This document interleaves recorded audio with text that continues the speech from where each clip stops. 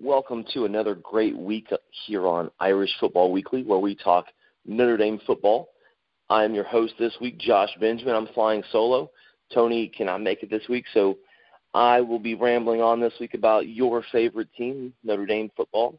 And basically, I just want to talk about the different medias that we have available for our shows and any other shows with the grueling truth. Okay, so we are available on Stitcher, Spreaker, iTunes, which, by the way, we do have an app now, the Grueling Truth Sports Network. And if you go ahead and add that and subscribe, you will get to listen to all of our shows anytime you like. Welcome to another great show of Irish Football Weekly, where we talk Notre Dame football here on the Grueling Truth. My name is Josh Benjamin, one of the hosts, and actually the only host this week. Tony cannot make it on, but you'll be able to hear me ramble on about your favorite Irish football team this week. We have tons of different medias that you can listen to our show and several other shows on the Grueling Truth, such as our website, thegruelingtruth.net, Stitcher, Spreaker, iTunes, which if you have an iPhone, you definitely can get on there on the App Store and download our Grueling Truth Sports Network app and subscribe to our show and many shows for that matter. We're also on Google Music and iHeartRadio. As far as social media goes, you got myself on Facebook, Josh Benjamin, as well as Tony Hunter. And then on Twitter, we also have myself at Coach JB4. Along with, we just started a new Facebook page, Irish Football Weekly, that has been sent out several different messages and gotten some great responses from all the fans out there. So we appreciate that. All right, as we look into this week, and just like any other week from here on out, a big week, because if you haven't heard, we are rated, when I say we, I mean the Irish football team and program, we are rated number 3 in the college football playoff. So we've moved up to number 3. We're in that top 4 ranking, and to be honest with you, right now, we control our destiny as long as we win out, and that's putting a lot of input into those games and being able to be successful in them. We will definitely should.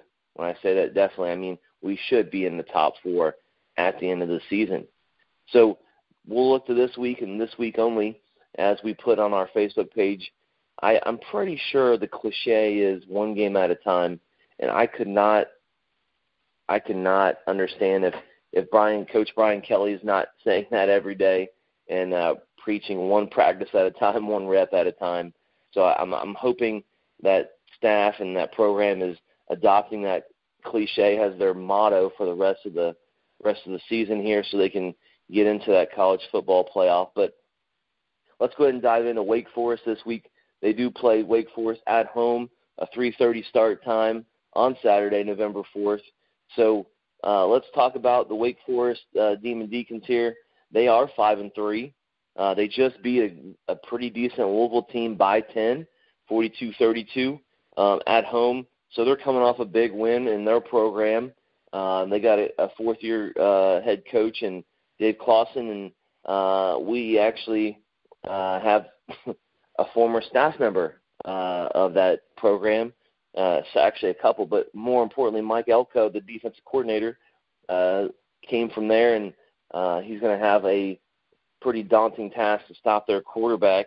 He's a senior, John Wolford, who last week threw up 461 yards and spun the football for 5 TDs, and he's spinning it pretty well right now. And those guys on the defense for the Irish got to make sure they stop that guy this week and don't let him have another great week, make that 2 in a row.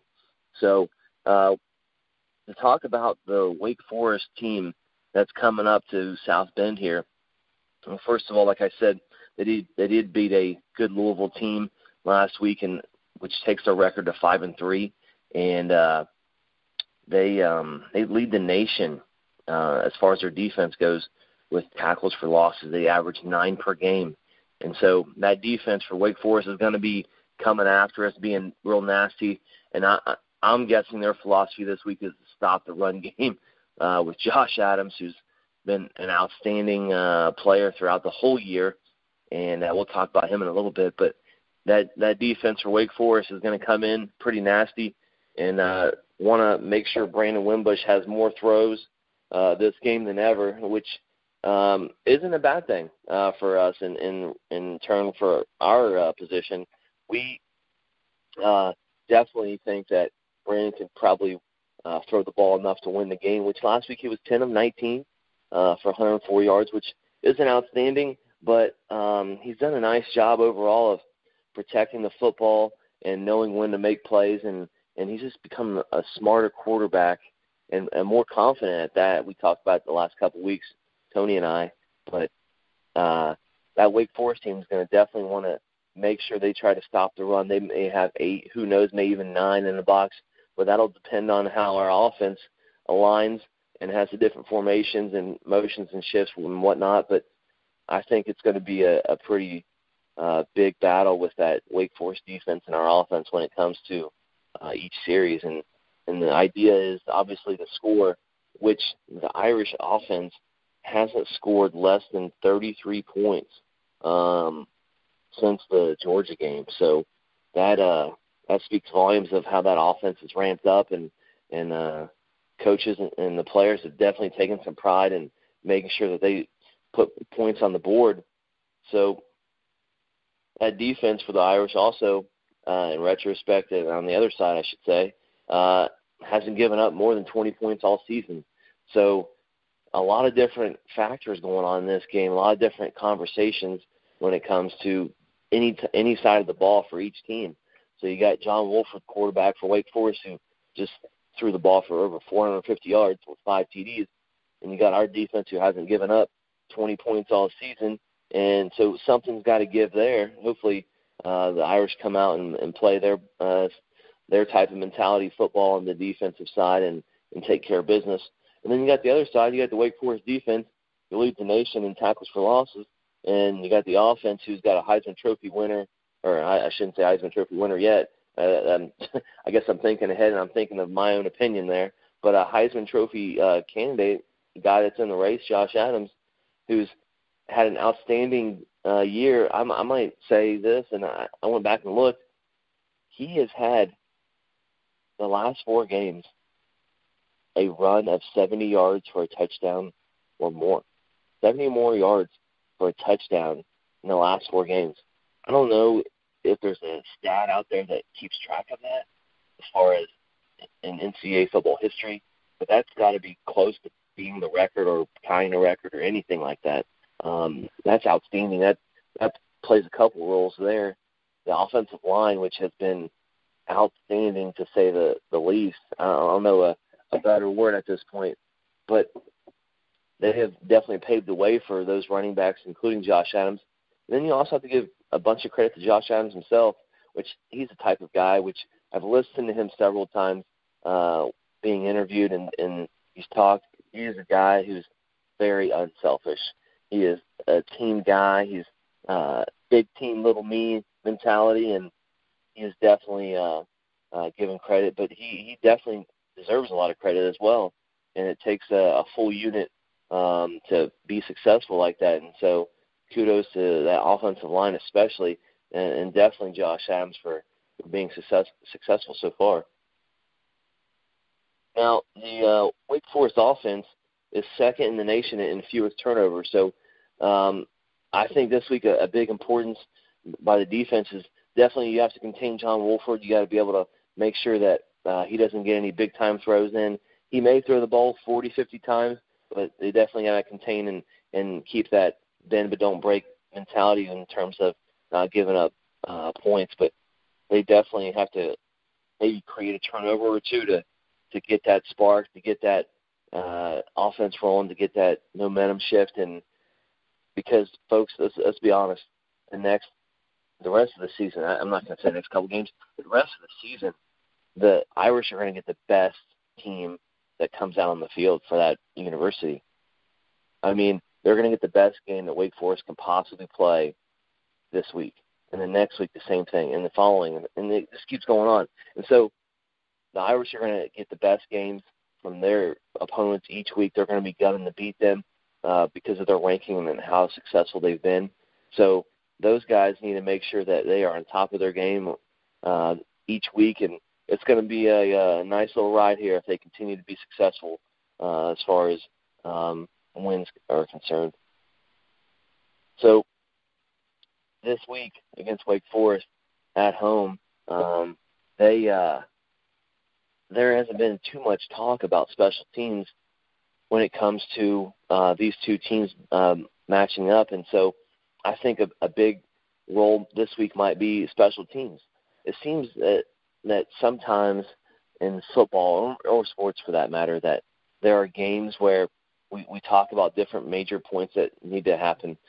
Every week we could say that the offensive line needs to continue to stay physical and stay as a unit and be successful. That's an obvious thing. But things like hidden yardage when it comes to the special teams aspect, field position, whether it's time management, whether it's third down conversions, whether, those small, when I say small, I mean the things that aren't talked about a whole bunch. The Irish have only given up one rushing touchdown in the red zone this year. That's outstanding. And that doesn't get talked about a whole bunch, but that's a huge factor, and that could definitely move and motivate those players when they hear things like that. So I think this week's special teams may be a factor as far as the return game and a kicking game, of course, with Yoon and those guys that do a nice job overall anyway. But there comes a time something will not go someone's way, whether it's the opponent or our side, and they got to make sure they persevere when it comes to those types of things, whether it is offense, defense, or that third phase of special teams. I think that the fans out there are so excited. Speaking from the fan side, I think that everyone wishes that each game was over and the college football playoff has already started and that the Irish are in the top four. And I've gotten several responses on Facebook through our Facebook page, by the way, Irish Football Weekly. If you search that, you can find us and like and follow. And we put comments out there periodically and to get feedback from our fans. And there are several Facebook groups out there.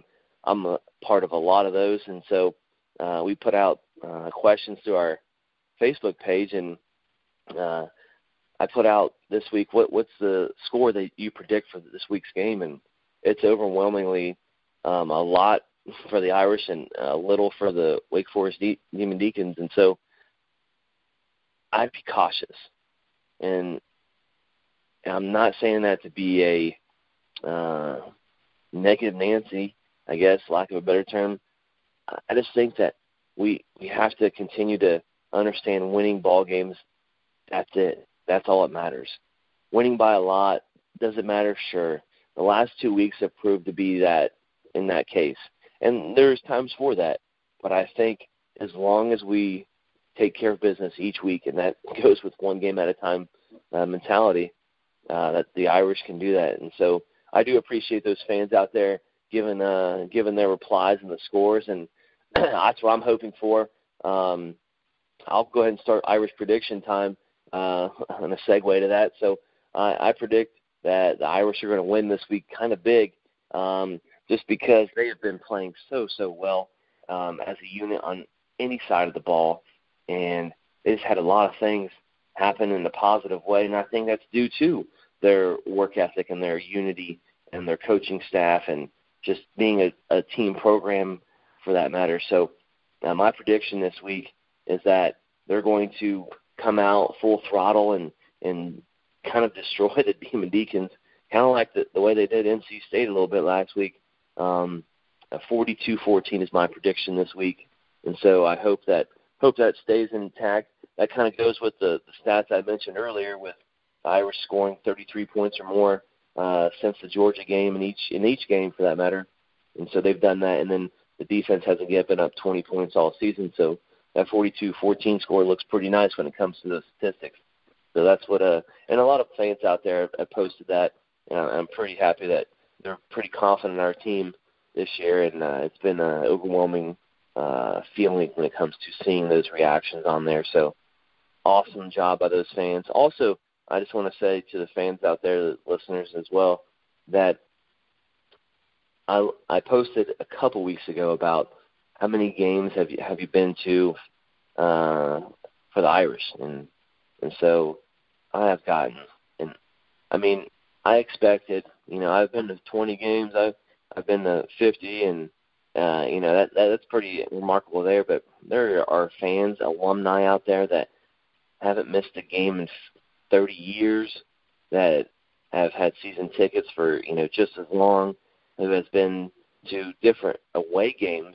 There are a couple fans that have been to games in New York and where they've had in Chicago and just all over the nation. I think that's pretty awesome. That's pretty much dedication when it comes to the definition of that. And so I think that's really, really cool that we got fans out there that commit themselves to the program, and that helps out too. That helps out the program in terms of seeing fans in the stands from a player's perspective and seeing that support, and whether they know them or not, I think that speaks volumes on both ends there, from players and coaches and then, of course, the fans. So that's outstanding, and just a ton of overwhelming remarks when it comes to those games. I saw a guy that said he's been to over 100 games in the last 20 years, I believe, and I mean, that's 5 games a year at minimum, and so that's really cool. That's awesome.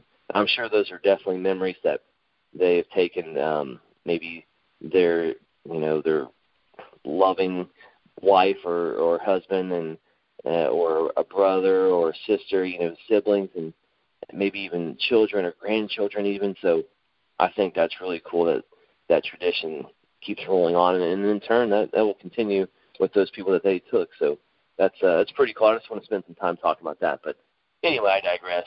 And something that came up as I was looking through the Wake Forest side this week, they had a redshirt freshman. I'm trying to think of his name right now. I think it's Greg Dortch, I believe. I think it's his last name. But anyway, he redshirt freshman. He just got word that he's out this week and maybe out for the season. He has an abdominal injury that happened last week towards the end of the game, and he actually had 4 touchdown receptions, and he got some honors last week from the ACC for doing that, just like their quarterback there as well. And so he's out, which that probably plays a big role in their game plan. Maybe it's a next person up type of thing, but man, that's kind of hard to replace a guy who catches 4 touchdown passes. So that hurts their offense quite a bit. But I'm sure Coach Dave Clawson and those guys will have those guys ready, because, like I said, the Irish are going to get the best game each week from each opponent, and I hope that the coaching staff and the players understand that that's going to happen, and that they have to come out with that mentality that they've had the last few weeks, let alone all season, especially the games against USC and NC State, taking care of business. And it wouldn't hurt if NC State did us a favor this week. I believe they play at Clemson, and that will just increase our chances as long as we take care of business of staying in that top 4 college football playoff. So, well, we go to our last segment of the show, fun fact for the finish. And you know what, before that, since we can't really make the 3 toughest picks of the week, I will talk about our record, because last week yours truly went 3-0 and has moved up a little bit. Tony went 1-2, and I will say that, Tony, because I have to brag at least a little bit about myself in this year, because I'm still not that close, but I'm moving up little by little. Tony is 13-8 now, and I'm 9-12, which that's still a losing record. I'm not proud of that by any means. I'm not satisfied. So when we come back on next week, you can definitely note that I'm going to be doing my homework on the 3 toughest picks so I can get back into that race. So, Tony, you better be ready. I'm going to come at you. So like to have a lot of fun with that, and I know Tony does too, so that's pretty neat that we get a chance to do that. But, yeah, you can follow us on our website, thegruelingtruth.net.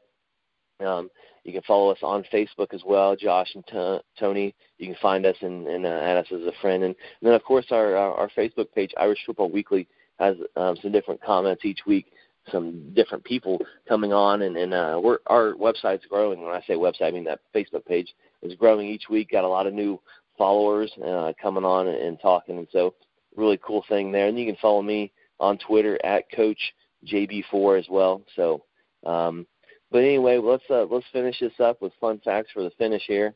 And it's not really a fun fact. It's kind of a neat concept that they have going on right now up in Notre Dame, and there are hats being made with the phrase hashtag 33 trucking, which is referring to, of course, Josh Adams and how he's played this whole season. And I'm not sure who is actually making these, but all proceeds go back to the Irish student athletes. It goes into a fund. I'm not really certain on how that all goes together, but that's pretty neat. And I think that's really cool that whoever is doing this is doing an awesome job. And, of course, giving back, that's always an awesome feeling, a great rewarding thing that some people can do, and that's really neat that they're doing that for the Irish student athletes.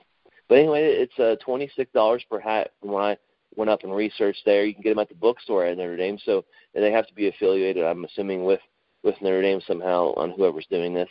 You can also get it at the stadium shop there or online at ndcatalog.com. So there's some free advertising there for whoever's doing that. So you're welcome. We got lots of listeners out there, and they may stop by up there in the bookstore or the stadium shop and grab one. And if you're too far away to maybe make a game, you can always go on ndcatalog.com. So lots of good things there. And then actually this week, the other really cool thing was they are handing out special edition hats just like that to the students that come in the gate this week. So they're giving out a special edition hashtag 23 trucking hat to those students, that student body coming into the gate this week against Wake Forest. So that's pretty cool. I like that idea that brings the community of the Notre Dame Irish together, and just another thing that does that anyway. Not like they don't do it already, but that's just another thing that just adds to it, adds to the characteristics of the Irish family. But anyway, I just want to thank all the listeners and fans out there. Like I said, you can catch our show on our website, thegruelingtruth.net, which also has tons of different shows besides ours. They have NFL shows. They have Major League Baseball, which just ended, but they have those types of shows. Just about any sport you can think of, major sport for that matter, that there's someone on there doing an amazing job on different shows. So, and we have some really cool guests come on as well on those shows. But you can catch us on thegruelingtruth.net. You can also find us on Stitcher, Spreaker, Google Music, iTunes. Like I said before, there is a Grueling Truth Sports Network app that you can add and listen to not only our show but those other shows that I just mentioned. You can find us on iHeartRadio as well, so tons of different places to find us and listen and enjoy Irish Football Weekly. Tony and I, like I said earlier, we're both on social media. We're on Facebook, so find us on there. We also have that Facebook page, Irish Football Weekly, that you can search and find and like and follow and do all those good things. You can comment on the different things that we've talked about each day or each week for that matter. And you can also find myself on Twitter at CoachJB4. So lots of different places there. Well, it's that time, and I wish the Irish luck this week at home against Wake Forest. And like others, we believe that they're going to put a hammer on the Demon Deacons, and we'll see how that goes, and hopefully they come out with that W so we can move on to the next week. So for my co-host, Tony Hunter, who's out there probably listening, Tony, I miss you, man. I can't wait to get you back on this coming week and talk some more Irish football. So he does an awesome job too, man. It's so awesome to have a former player on and talk Irish football and talk about those memories and how it really is up there. But anyway, for my co-host, Tony, who's listening, and then for myself, Josh Benjamin, we're signing off for Irish Football Weekly. Go Irish. Peace.